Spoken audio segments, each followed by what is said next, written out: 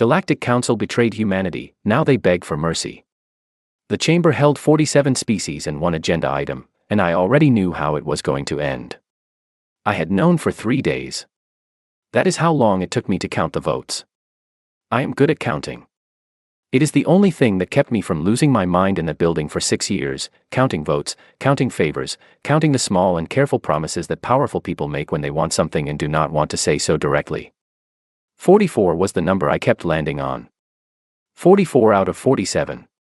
I ironed my uniform that morning anyway. Habit. Some habits are worth keeping even when the point of them is gone. The chamber smelled like recycled nitrogen and something floral that someone had pumped in to cover the stress pheromones from the Arathi delegation. The Arathi always smelled like whatever they were feeling. Right now they smelled like a garden trying too hard. I had a tablet under my arm. 902 pages. 3 years of work. Yemi's fingerprints were on every page of chapters 4 through 9, because Yemi had spent 14 months cross-referencing trade agreements to build the economic case, and Yemi had died of a punctured lung getting us the 2 veil abstentions, and the tablet did not know that, but I did. Drell, the Kreth ambassador, opened the session. He was very good at his job.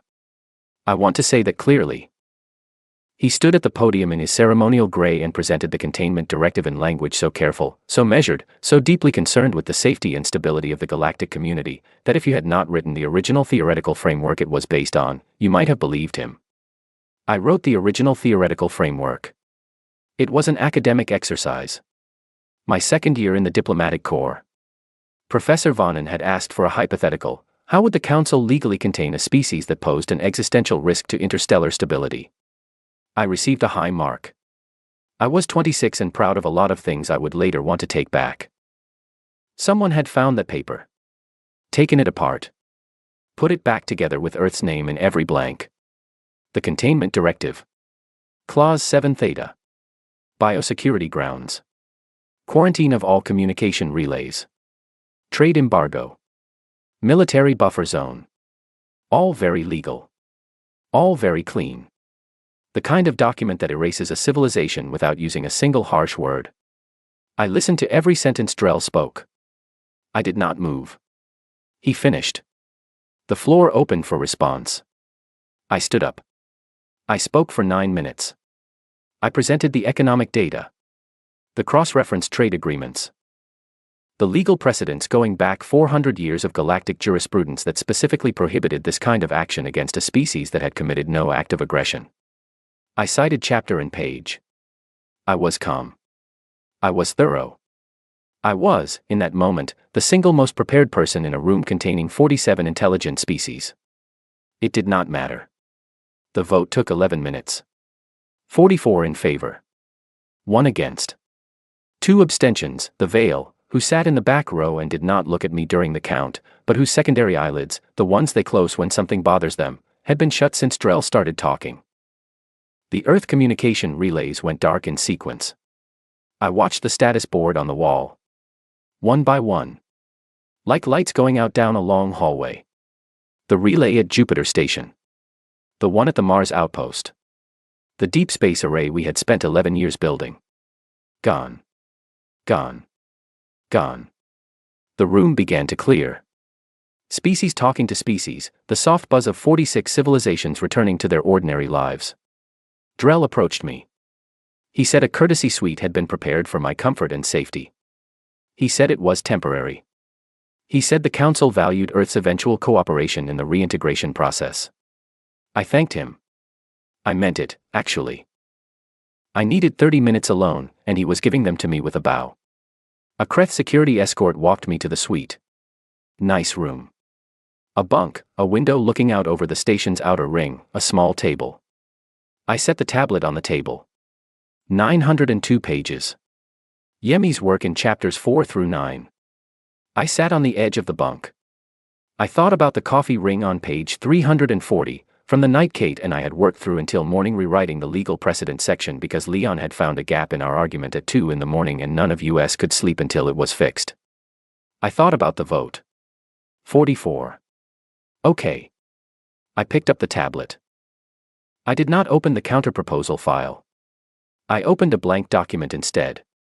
Not a protest. Not a petition. Something different. Something that started with a list of names, 44 species, every ambassador who had raised a limb or a light pattern or whatever they used to cast a vote. I wrote down everything I knew about each of them. Which was considerable. 6 years is a long time to study people. I wrote down the structure of their economies, the location of their infrastructure, the names of their allies and the shape of their fears. I wrote for 27 minutes. Then I closed the document. I stood up. I folded the uniform jacket over the back of the chair. I lay down on the bunk and looked at the ceiling, which was a pale gray. I thought about Earth. What it would look like right now. The news breaking. The feeds going silent. People standing in front of screens watching the signal drop. I did not let myself stay there long. That road went somewhere I could not afford to go. I went back to the list. There was a word for what I was doing, and it was not grief, and it was not rage. It was closer to what a mechanic does when an engine fails. You do not cry about the engine. You open the hood. You find out exactly what broke and why. You figure out if there is something underneath the brake that can be used. There was something underneath. I could see it already, in the shape of the vote, in the 2 abstentions, in the very careful language of Clause 7 Theta, which had a flaw in it that no one would notice for a while. I had written it, after all. I knew exactly where the flaw was. 44 votes to contain us. Turns out, that was the easy part. 14 months. I know how that sounds. 14 months while Earth sat behind a communication blackout and a military buffer zone, and here I am writing about it like I watched from a distance. The truth is Messier. I was on the station for the first 3 weeks, technically a guest of the council, practically under observation, until Kate arrived on a supply runner. I do not know how she got clearance and I did not ask, and we left on a small transport with 12 other people and no announcement. We had a plan by the time we cleared the buffer zone. The plan was not complicated. It had one step. Get home. Then listen. Earth was not silent in the way the council expected. The council's models, I got access to those models later, all 47 pages of projections and probability curves, assumed that a species cut off from galactic trade and communication would turn inward. Compete for resources. Fracture. Their word, fracture, appears 11 times in the document, always with a certainty I found, honestly, a little insulting. The models were built on species that had never been bored. That is not a joke. The Kreth, the Orathi, the Vale, every major species in the council had steady access to galactic networks, trade, cultural exchange. Take that away and they wither. They do not have a word for what humans do when you lock them in a room with nothing to do. We have several words for it. The most useful one is productive. I got back to Earth on a Tuesday. I remember the day because Owen met me at the landing pad, Owen who was 22 and had ears too large for his head and had been running communications for the diplomatic team since before the vote, and he handed me a folder before I had even stepped fully off the ramp. I looked at the cover. Then at him. How long has this been going on? I asked. Since about a week after the vote, he said. Director Finn thought you would want to know the minute you landed. I opened the folder. The Alcubierre drive refinements had been in theoretical development for 30 years. Everyone knew that. What I had not known, what nobody outside a very specific research building in New Mexico had known, was that the team had been 12 weeks away from a working prototype when the vote happened. The council's blockade cut off their supply chain overnight. 3 imported components, gone. So the team improvised. Improvised is also a human word. The Vale have no equivalent. I checked. They had a working prototype in 6 weeks. I closed the folder. I asked Owen where Director Finn was. He pointed at a building across the tarmac, long and low, the kind of structure that had been expanded 3 times and was currently being expanded a 4th. I walked over. Finn was standing in front of a wall-sized display, talking to 7 people at once, pointing at sections of a diagram with a coffee cup that had clearly not been refilled in several hours. He was a tall man, angular, the kind of person who looked like he had been designed for emergency use and left running ever since. He turned when I walked in. Ambassador, he said. Not anymore, I said. He looked at the folder under my arm. Then you have seen page 1. Come see page 12. Page 12 was the rail launch grid. A standardized orbital launch system that could theoretically put a payload anywhere in the inner system in under 4 hours. It had been in planning for 20 years. The budget had never cleared the committee stage. The budget had cleared the committee stage 9 days after the vote. Unanimously. I went through the folder standing up. Page by page. The Alkebuyer refinements. The rail grid. The protein folding solution, which Finn told me, with a completely straight face, had been sitting in a public online forum since 2031, a comment in a thread that nobody had taken seriously because it was written in casual language by someone whose username translated roughly to something like Noodle Boy. Turns out Noodle Boy was right. We had just never been desperate enough to look carefully. There is more, Finn said. I can see that. We are not just building, he said. He paused. We are workshopping. That word landed somewhere in my chest. Workshopping. Not surviving. Not holding on. Not waiting to be rescued or reintegrated. Workshopping. Taking the situation apart like a broken engine, finding the useful pieces, building something new from the gap between what we had and what we needed. I stayed at that facility for 3 days. Then I moved to the next one. And the next. Over the following months I traveled to 17 different sites across 4 continents. Every one of them looked the same from the outside, understaffed, under-resourced, running on bad coffee and very long hours. Every one of them was producing something that the Council's model said was not possible without galactic supply chains. Galactic supply chains are very convenient. They are not, strictly speaking, necessary. At a facility in northern Norway I met a team working on energy storage systems. Their lead engineer was a woman named Petra, 34, who had a habit of explaining complex physics through analogies involving baking, which I initially found charming and eventually found genuinely useful.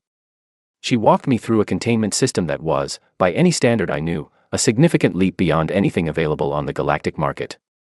I asked her when they had started this project. She said 16 months ago, meaning approximately 3 weeks before the vote. I asked if the vote had affected her work. She thought about it. It removed 6 vendors, she said. But it also cleared my calendar. I wrote that down. About 8 months in, Kate found me in a temporary office in what had previously been a storage building and handed me a tablet. On the screen was an internal broadcast, Earth-only signal, closed network, from a school in rural Ontario. A science fair. Children showing their projects to a panel of local judges. Kate pointed at one entry.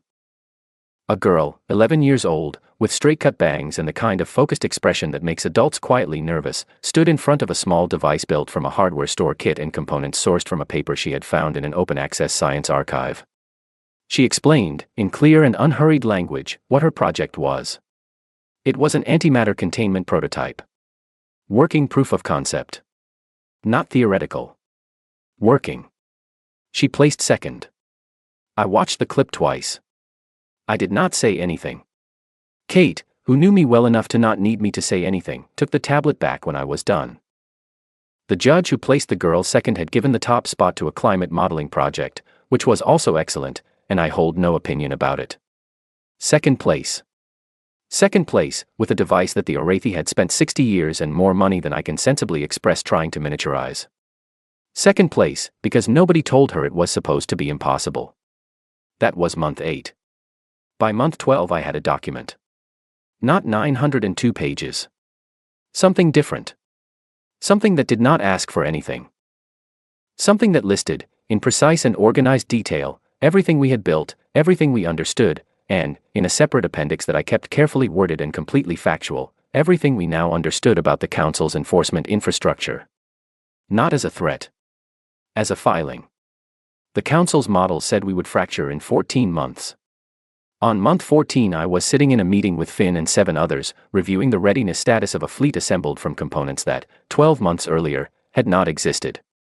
Finn asked me what I wanted to do. I thought about Yemi. About Kate, who had not slept a full night in 3 months. About Owen and his 2 large ears, who had been coordinating internal communications with a focus that suggested he had aged 5 years in 14 months. I thought about the girl at the science fair. We are going to make contact, I said. But we are going to do it right. What does right look like? Finn asked. We file the paperwork first, I said. He looked at me for a long moment. All right, he said. He did not ask what paperwork. He had worked with me long enough. The council's models assumed we would fracture. Turns out, humans are spectacularly bad at fracturing when someone else tells us to. The Kreth patrol vessel picked us up on their long-range sensors 6 hours before visual contact. I know this because we let them. We could have stayed dark. The new drive systems were quiet enough. Finn's team had spent 3 weeks specifically on the acoustic and electromagnetic signature question, because Finn's team spent 3 weeks on every question before they were satisfied. But dark was not the point.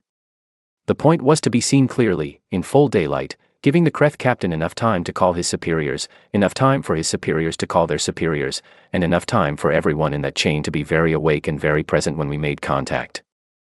We wanted attention. We just wanted it on our schedule. The fleet held position at the edge of the buffer zone. 81 vessels. No formation. No military arrangement, no flanking wings or ceremonial flag placement or the kind of theater that galactic species use to announce themselves. Just ships, positioned according to function. Supply craft near the rear. Relay ships along the perimeter. The larger engineering vessels in the middle where their sensor arrays could cover the most ground. It looked, from the outside, exactly like what it was, a working operation, not a performance. The Kreth captain's first hail came in on standard council frequency. Very correct. He identified his vessel, his rank, his authority under the containment directive. He asked us to state our designation and purpose. Owen was handling communications. He looked at me. I said, "Send it."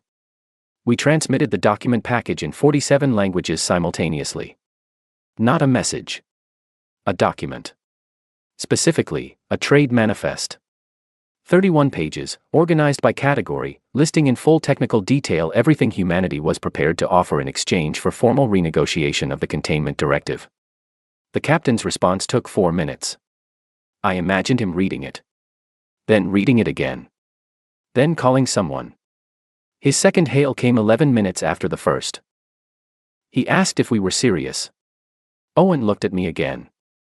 I said, "Yes, and please transmit the attached secondary document now." The secondary document was the one I had started writing in the holding suite on the night of the vote. The one I had spent 14 months making thorough. 1,112 pages, organized into 53 sections, each covering a different member of the Galactic Council, their trade dependencies, their infrastructure layout, their alliance structures, the names and positions of every ambassador who had voted, the pressure points of their economies, their known vulnerabilities. It was not a threat. There was not a single threatening sentence in it. No hostile language anywhere in the document. Every fact was sourced from public council records, open diplomatic archives, and 14 months of very careful and completely legal research by a team of people who had nothing else to do. It was, in the purest sense, a filing. The captain's response to that one took 22 minutes. During those 22 minutes, Owen brought me a cup of coffee. It was bad coffee, the kind made by someone who respects the idea of coffee but has been too busy to practice. I drank every drop. When the captain's hail returned, his voice was different. Still professional. Still correct. But the particular tone that authority figures use when they are completely confident had been replaced by something quieter. He asked to speak with whoever was in command. I opened the channel. "This is Sarah Voss," I said. "Former Earth ambassador to the Galactic Council. Currently representing the United Earth Defense and Trade Authority. How can I help you?" There was a pause. "What is the United Earth Defense and Trade Authority?" he asked. "It is new," I said. "We have been busy." Another pause. "Ambassador Voss. This fleet, the document you transmitted, I need to understand what Earth's intentions are." I had prepared an answer for this question. I had prepared several. I went with the honest one. "We intend to trade," I said. "We intend to negotiate. And we intend to have a formal seat at the council table, with full voting rights and an open communication channel, within 90 days. That is not," he stopped. I heard him consulting someone off-channel. "The containment directive is current law." "I know," I said. "I read it. I am actually somewhat familiar with the original framework it was based on." I would be happy to walk you through the specific procedural mechanism by which it can be challenged and overturned. It is in the secondary document, section 31. I can flag the page if that would be helpful. The pause this time was longer. You built all of this, he said, in 14 months. 14 months and 3 weeks, I said. We like to be accurate. He asked me then, and I could hear that he was genuinely asking, not asking as a tactical move or to buy time, why we had not simply used the fleet as a weapon. Why the manifests and the documents? Why the formality? I looked out the viewport at the buffer zone. At the edge of the space that had been drawn around my planet like a fence. We thought about it, I said. And we filed the paperwork first. The channel was quiet. I let it stay quiet. After a while he said, I need to contact the council. I know, I said. We will hold position. We held position for 11 hours and 20 minutes. The fleet ran quiet. Owen organized a rotation so people could rest and eat. Petra walked around the ship explaining how the drive systems worked using bread baking analogies. A small group formed around her. Someone laughed at something. I ate a sandwich. I read through section 31 again, not because I needed to, just because reading it steadied me. All those names. All that careful, thorough, completely legal research. Yemi had loved research. Loved the process of it, the slow building of a case from fragments and public records and small careful questions. I had teased her about it once, early on, said she would have made a better archivist than a diplomat. She told me they were the same job, if you were doing them right. She was not wrong. When the captain's final response came, it was brief. He was authorizing passage to the council station for a delegation of up to 12, under temporary protected status, for the purpose of formal negotiation. The fleet would remain at the buffer zone. I told Owen to confirm. Then I went to my bunk for 4 hours and slept the way you sleep when something has been wound tight for a very long time and the first thread is finally, carefully loosened. The captain sent his message to the council that same night. I did not see the full text until later. When I did see it, I understood why the Archon himself, not an ambassador, the Archon, was in the chamber when I arrived. The captain's message had been 140 pages. He had been thorough. He had clearly been reading our documents. The chamber smelled like recycled nitrogen and something floral again. Same chamber. Same seats. Same high ceiling and pale light that made everyone look slightly unwell. The Orathi stress pheromones were at garden level again, which I noted and put aside. Half the ambassadors were new faces, replacements who had arrived very suddenly following certain retirements that the council's public communications described as voluntary and that I suspected were somewhat less than that. The Vale ambassador in the back row was the same as before. His secondary eyelids were already partially closed when I walked in. I walked in alone. This was noticed immediately. A protocol officer met me at the entrance and asked where my delegation was. I told her I was the delegation. She looked at the tablet under my arm. She looked at me. She made a small, careful note on her own device and showed me to the Earth seat, which had a new placard, which I chose to read as optimistic. The Archon of the Kreth Dominion stood at the central podium. This was not normal. The Archon did not attend ordinary sessions. He attended situations that required authority beyond what an ambassador could carry. He was tall, older, his ceremonial gray a deeper shade than Drell's had been, the kind of gray that signals seniority in Kreth culture. His bioluminescent collar, a biological feature, not decoration, the Kreth cannot control it, glowed a steady blue. Blue meant composed. Blue meant in control. I sat down. I placed the tablet on the table in front of me. The Archon opened the session. He spoke for 6 minutes, outlining what he called the extraordinary circumstances that had brought the Council to an emergency review of the containment directive as it applied to Earth. His language was diplomatic. Careful. He mentioned humanity's unexpected developments in a tone that a schoolteacher might use when a student had done something technically impressive but procedurally inconvenient. Then he offered revised terms. I let him finish. All of it. The revised terms were more generous than the original directive, relaxed communication restrictions, limited trade access, a 12-month review period before full containment status was re-evaluated. He presented them as a significant concession. They were, compared to the original directive. They were not, compared to what I had come to ask for. I thanked him. I stood up. I put the tablet on the table. I turned it so the screen faced the room. I opened the file. A 17-second clip played. I am not going to describe exactly what was in it. Not because it was violent or dramatic in the way that word usually means. What it showed was quiet. A demonstration, recorded in a facility in the Atacama Desert 2 weeks earlier, of a specific technical capability that humanity had developed in the last 14 months. A capability that, when applied to a very particular set of coordinates, would produce a very particular result. The coordinates in question were not on Earth. 17 seconds.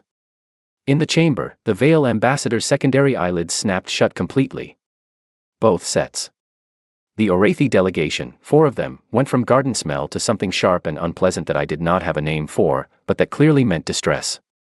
2 of them stood up from their seats. The Kreth Archon's bioluminescent collar dimmed. Not dark. Not red. Just dim. Like a light uncertain about what color it was supposed to be next. I waited until the clip ended. Then I closed the file. The Containment Directive's enforcement infrastructure, I said, relies on 37 networked relay points arranged in the buffer zone around Earth. Those relay points are what makes the directive functional. Without them, the military and communication restrictions cannot be maintained. I paused. I let that sit. Over the past 14 months, Earth's technical teams have identified 31 structural vulnerabilities in that network. Not theoretical vulnerabilities.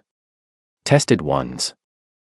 The clip you just watched is a demonstration of what occurs when one of those vulnerabilities is activated. The chamber was quiet in a way that chambers full of 47 species almost never are. I want to be clear, I said.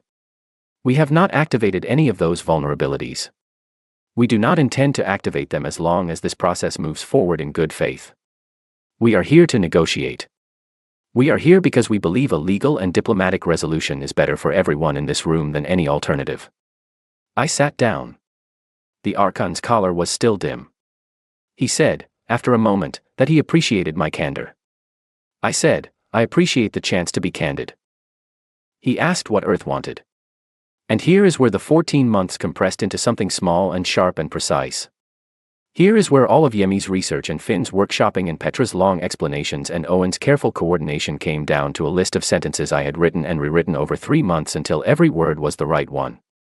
I presented Earth's terms. Full restoration of all communication relays. Immediate lifting of all trade restrictions. A permanent seat on the Galactic Council with full voting rights. A permanent seat on the Enforcement Commission, specifically with oversight authority over containment directives. Formal recognition of the United Earth Defense and Trade Authority as a sovereign interstellar entity. And a clause requiring that any future containment directive filed against any species must be reviewed by a cross-species panel composed of no fewer than 3 species with no direct economic interest in the outcome. That last clause was the important one. Not for Earth. For everyone else. The Archon asked for a recess. I granted it. As though it were mine to grant. Perhaps it was. I was not certain anymore, and I had decided that the ambiguity was useful and I was going to leave it there. During the recess I stood at the window looking out over the station's outer ring. Owen appeared at my elbow. He was carrying 2 cups of coffee. He handed me one without a word. Good coffee. Real coffee, from Earth, which he had apparently brought in a thermos from the transport. I looked at him. He shrugged. Figured it might be a long day. I drank the coffee. Kate came over. She had been in the gallery as documentation officer, which was a polite way of saying she was watching everyone in the room and writing down what she observed. She said, "The Veil ambassador wants to speak with you." I found Nadia, the Veil ambassador, silver gray, quiet, one of those people who conveys more in a pause than most species do in a full speech, standing near the back of the gallery. Her secondary eyelids were still closed. When she saw me approach, they opened. She said, in a low voice, "The 2 abstentions." I said, "I remember." She said, "Yemi was very persuasive." I said, "She was." Nadia looked at me for a moment. Then she said, "I will be voting with Earth today." I said, "Thank you." She started to say something else. I could see it forming, something that might have been an explanation or a justification or an apology for 14 months and 2 abstentions instead of 2 votes against. I said, "You do not need to." She closed her secondary eyelids once, briefly. Then opened them. Then walked away. The recess lasted 40 minutes. When the Archon returned, his collar had stabilized. Deep blue, steady. He had made his decision and settled into it the way experienced authority figures do, not comfortable, but committed. He said the council was prepared to discuss Earth's terms. Not accept. Discuss. That was fine. Discussion was the door. We had 14 months of preparation and 31 verified structural vulnerabilities waiting behind us. Discussion was all we needed. The session lasted 9 hours. I will not walk through every exchange. Some of it was technical, verification protocols, timeline frameworks, the specific legal language required to amend a containment directive under Galactic law.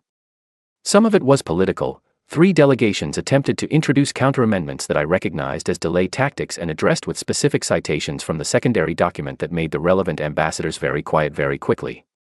By hour 6, the communication relay restoration was agreed. By hour 7, the trade restrictions were lifted. By hour 8, the council seat. The Enforcement Commission oversight clause took until the final hour. The Archon pushed back 3 times. The 3rd time, I opened the secondary document on my tablet and turned it so he could see the section bearing his name. I did not say a word. I let him read. He stopped pushing back. By hour 9 we had a draft. I asked for the formal signing session to be scheduled for the following morning. Standard diplomatic procedure. The Archon agreed. He approached me after the session cleared. The room was nearly empty. His collar had settled to a neutral gray, the Kreth version of a blank expression. He said, "Your species demonstrated something remarkable. The ability to develop, in 14 months, capabilities that most civilizations require centuries to." It was not remarkable, I said. He paused. "We were bored," I said. "And someone told us we could not. Those 2 things together are very dangerous." He considered this carefully. "Then, I will remember that." "Good," I said. I went back to the suite. Same bunk. Same pale gray ceiling. I lay down and looked at it for a while. I did not iron anything. I was too tired, and the work was not done yet, and ironing before the work was done had always been the habit, not ironing after. Tomorrow was after. The signing chamber was smaller than the main council hall. Quieter. Someone had placed flowers on the side tables, real ones, not a scent cover, actually grown flowers in small ceramic pots, which was either a very thoughtful touch or someone's idea of a joke, and I decided it did not matter which. It smelled like flowers and anxiety. 47 species. Same seats. The difference was the table in the center, and the document on it, and the fact that for the first time in 14 months, the chair with Earth's placard was not the loneliest seat in the room. Owen was behind me to the left. Kate to the right. Petra had come. I had not asked her to. She had simply appeared at the transport the previous evening with a bag and a thermos and a look that said she was not discussing it. 3 members of Finn's policy team filled the remaining delegation seats. They were all younger than me. They were all very awake. I had slept 5 hours. It was enough. The Archon opened the session briefly. Very brief, 2 sentences. Just the formal declaration that the session was convened for the purpose of signing the amended status agreement between the Galactic Council and the United Earth Defense and Trade Authority. Then he sat down. The document was read aloud by a protocol officer. All 42 articles. It took just under an hour. I listened to every word. Not checking, I had read the final draft 4 times the night before. Just listening. Letting it become real. Article 1, the immediate and full restoration of Earth's communication relay network. Article 7, the permanent lifting of all trade and movement restrictions defined under the Containment Directive. Article 15, the admission of Earth as a full voting member of the Galactic Council, effective upon signing, with all rights and privileges accorded to founding members. Article 22, the establishment of an Earth seat on the Galactic Enforcement Commission, with specific oversight authority over the filing, review, and implementation of all future containment directives. Article 31, the cross-species review requirement for all future directives. The clause I had written last, rewritten most, and cared about most. Article 42, the formal recognition of the United Earth Defense and Trade Authority as a sovereign interstellar governing entity with full standing under galactic law. When the reading ended, the signing began. Species by species, in the order of their accession to the original Council Charter, each delegation moved to the table and signed. Some used styluses. Some used light pattern confirmation. The Orathi signed in the middle of the order and smelled, briefly, like rain. I looked that up later. In Orathi emotional language, rain means relief. The veil went near the end. Nadia walked to the table slowly. Not slow because she was uncertain. Slow the way people are slow when they are taking a moment seriously. She looked at the document for a moment before she signed. Then she looked at me. Then she signed. The Kreth Archon was last. He stood at the table. He looked at the document for a long time. His collar was very steady, very deep blue, decided. He picked up the signing stylus and wrote his name and set the stylus down and stepped back. Owen, behind me, made a small sharp sound. Not quite a cheer. The beginning of one, stopped by something bigger than the cheer was, the weight of the moment landing before the sound could catch up. I reached back and put my hand on his shoulder. Not to stop him. Just to feel it. The aliveness of it. He was 22, and he had worked harder in the last 14 months than most people work in a decade, and he deserved every second of this. I kept my hand there for a moment. Then I walked to the table and I signed for Earth. My name on a document next to the Archons. On a document that, 12 hours earlier, he had not wanted to sign. On a document that meant 8 billion people on a planet that had been told to sit down and wait for reintegration had instead built something extraordinary in the dark, with bad coffee and hardware store components and a kid's science fair project and years of accumulated patience and very thorough paperwork. I signed it. I set the stylus down. There was a moment, just a moment, where the room held the way rooms hold after something large and irreversible has happened. Every species was still. Even the Orathi, whose secondary limbs were usually in some kind of motion, were still. Then the moment passed and the room began to move again. Owen cheered. So did 3 members of Finn's team. Kate, who was not a cheering person, smiled in the way she smiled when something had finally happened exactly as it should have. Petra was writing something in her notebook. I did not ask what. People were talking. Delegations were moving. Someone nearby was already discussing follow-up protocols and implementation timelines. The machinery of governance clicking immediately back into operation, which is sometimes infuriating and today was exactly what you want. The Archon found me about 20 minutes later. The room was still half full, small clusters of species doing what species do after large formal events, the careful renegotiation of posture, the quiet re-establishment of what the room means now that the table has shifted. He stood beside me and looked at the window. The station's outer ring. The same view from the holding suite, different window, different meaning. He said, humanity's resilience in the past 14 months was extraordinary. I turned to look at him. It was not resilience, I said. He waited. Resilience is when you bend and come back, I said. We did not bend. He looked at me. We just did not die on anyone's schedule but ours. He was quiet for a moment. His collar shifted briefly, something between blue and a color I did not have a name for. Then it settled back to blue. I find, he said carefully, that I am not certain whether that should reassure me. It should, I said. We are here to trade. We are here to build things. We are here to sit at the table and file the paperwork and argue the fine points of interstellar law for the next several hundred years. And if the table is unwelcoming again, he asked. Then we will keep building things, I said. And filing the paperwork. We are very patient. And we are very thorough. He looked at me for a long moment. Then he inclined his head, a Kreth gesture meaning something between acknowledgement and respect, though the line between the two in their culture is not always clear. Then he walked away. Kate appeared at my elbow. Ready to go, she asked. Almost, I said. I crossed the room to where Nadia was standing with 2 members of her delegation. She saw me coming.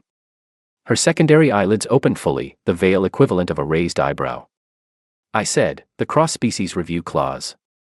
Article 31. She said, what about it? I said, "It protects you as much as it protects us. Make sure your delegation understands that." She looked at me for a moment. "They will," she said. I started to turn away. Then she said my name. I stopped. She said, "Your colleague. The one who—" "Yemi," I said. "Yes." A pause. She argued for 2 hours, in private session, that the Vale had a moral obligation to vote against the directive. Not abstain. Vote against.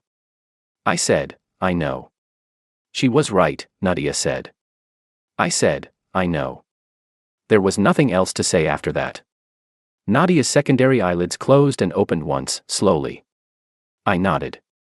Then I walked back to where Owen and Kate and Petra were waiting. Owen had produced a paper cup of bad coffee from somewhere. He held it out. I took it. It tasted like ambition and insufficient sleep, which was the most appropriate flavor I could imagine for this specific morning. We walked out of the signing chamber together. The corridor outside was long and pale, the standard Creth station aesthetic, clean lines and gray and recycled light. Our footsteps echoed. Owen was talking to Petra about the drive systems, something technical I mostly let wash over me. Kate was on her communicator, already sending the signed document package to Finn, who was probably awake and waiting and who I knew would respond within 90 seconds with something exactly like good, followed immediately by 3 follow-up questions. My communicator buzzed. Finn's message. Good. Now, 3 questions. I smiled at the ceiling. We reached the transport bay. The shuttle back to the fleet was already warming up. Through the bay window I could see the buffer zone. The relay points. The infrastructure that had held Earth silent for 14 months, convinced that silence meant defeat. In 72 hours, by the terms of Article 1, those relays would begin transmitting again. Earth's signal, news, broadcasts, conversations, the ordinary and irreplaceable noise of 8 billion people going about their lives, would start flowing back into the galactic network. I thought about what it would sound like to everyone listening for the first time. Loud, probably. We are not, as a species, quiet. Good. I had one thing left to do before boarding. I opened my tablet. I found the personal file, not the trade manifest, not the secondary document, not the policy frameworks. A file with just a few items saved in it. One of them was a broadcast clip I had watched twice in a monitoring facility 8 months ago, in a building in a country I had been glad to be working in the middle of the long darkness. A girl at a science fair. 11 years old. Straight cut bangs. Second place. I watched it a third time. She explained her project in the same unhurried voice. Same focused expression. The device sat on the table in front of her, a working proof of concept, built from a hardware store kit and components sourced from a paper she had found in an open archive because she had needed an answer and gone looking for one, which is the simplest and most accurate description of how most important things in human history had ever happened. The judge asked her one question. She answered it fully and then added a detail from her testing that he had not asked about, because she found it interesting and thought he should know. The judge wrote something down. She placed second. She did not look disappointed. She looked like someone who had already moved on to thinking about what she was going to build next. I closed the file. I thought about the vote. 44-1. The lights going out down the hallway. The holding suite and the pale gray ceiling and the list I had started writing that night, which had become the document, which had become the fleet, which had become this morning. I thought about Yemi arguing for 2 hours in a private session that the Vale had a moral obligation. She was always thorough. I thought about the Archon's collar going dim. About the garden smell from the Arathi at the signing table. About Nadia's secondary eyelids and Owen's almost cheer and Kate's particular kind of smile. I thought about mercy. About choosing architecture over fire. About the specific kind of decision you make when you have every justification to do something much larger and more permanent and you choose instead to build a table and sit at it and argue the fine points for the next several hundred years. Some people call that patience. Some call it strategy. I called it the only thing that made sense, which is what you call choices that cost something and are right anyway. Owen appeared at the shuttle hatch. We are ready when you are. I picked up my tablet. I finished the bad coffee. Let us go home, I said. The shuttle lifted clean and quiet, the new drive systems doing exactly what they were designed to do. No shudder. No noise. Just motion. We cleared the station.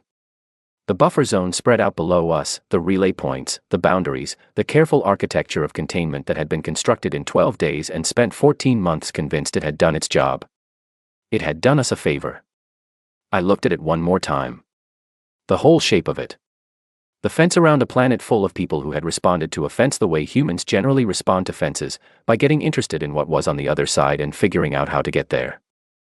Then the station dropped behind us, and there was only the fleet, and the stars, and the long way home. 44 votes to contain us. They forgot the paperwork cuts both ways. We filed ours.